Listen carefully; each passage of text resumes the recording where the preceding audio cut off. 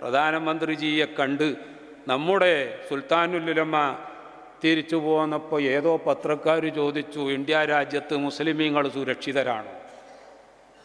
ഞങ്ങളോടൊക്കെ ഏത് നാട്ടിൽ ചെന്നാലും ചോദിക്കണൊരു ചോദ്യം തന്നെ. ഞങ്ങളൊക്കെ പറയണ മറുപടി എന്താണെന്നറിയോ?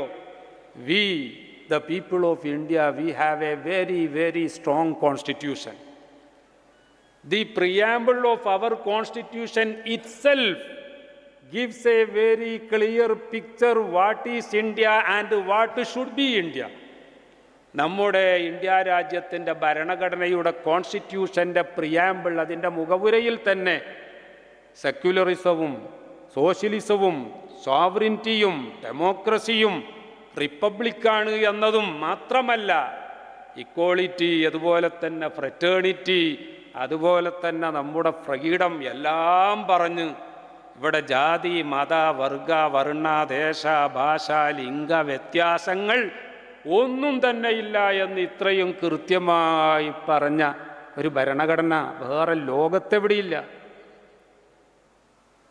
അങ്ങനെയുള്ള ഭരണഘടനയടക്കം പഠിപ്പിക്കാൻ വേണ്ടി ഒരു ആലിമ് ലോകത്ത് ലോ കോളേജ് ഉണ്ടാക്കിയിട്ടുണ്ടെങ്കിൽ അവിടെ ഞാൻ എൻ്റെ ഇബാറത്തൊന്ന് ശ്രദ്ധിച്ചു പറയാം. എൻ്റെ അറിവിൽ ബഹുമാനപ്പെട്ട സുൽത്താനുൽ ഉലമ ഈ നോളേജ് സിറ്റിയിൽ ലോ കോളേജ് ഉണ്ടാക്കിയതുപോലെ വേറൊരു ആലിമ് ലോ കോളേജ് ഉണ്ടാക്കിയ എൻ്റെ അറിവിലില്ല. ഒരു പക്ഷേ വേറെ എവിടെയെങ്കിലും ഉണ്ടാകാം.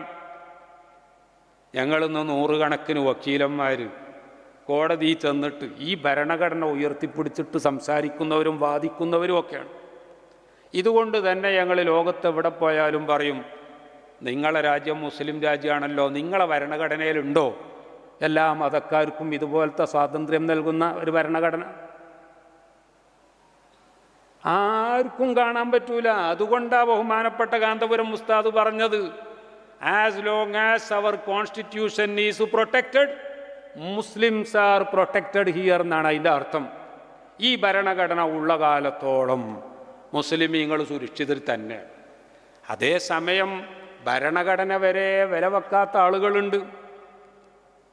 അത് എല്ലാ രാജ്യത്തും ഉണ്ട്. അതിന് അവിടേക്കൊക്കെ പോകണോ? 5 വക്ത് നിസ്കാരം നിർബന്ധമാണ് എന്ന് അറിയാത്തവർ എത്ര ആളുണ്ട് നമ്മളെ കൂട്ടത്തിൽ? ആരും ഉണ്ടാവില്ല. പക്ഷേ ഈ അറിവുള്ള എത്ര ആളുകൾ നിസ്കരിക്കാത്തവരുണ്ട് എന്നുള്ളൊന്ന് കണക്കെടുത്ത് നോക്കി.